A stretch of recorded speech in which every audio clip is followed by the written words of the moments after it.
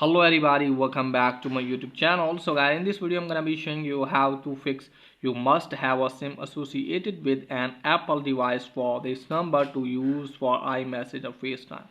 So guys, if you want to use your iMessage or FaceTime with your phone number and it's not working and you are getting the error like this, and I'll show you how can you fix it.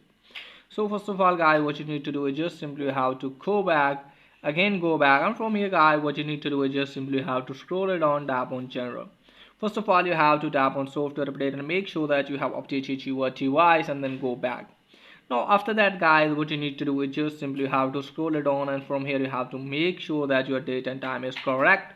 And after that you have to go to language and region, select the language and region. Okay guys, just simply have to select the language and region.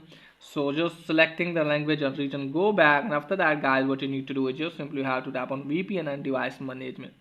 From here guys, what you need to do is just simply have to disconnect with the VPN if you are connected with it, then go back. And after that guys, what you need to do is just simply have to tap on about.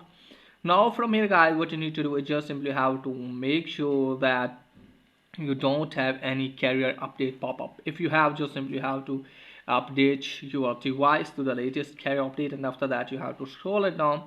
Now after that guys, what you need to do is just simply have to tap on transfer reset, tap on reset.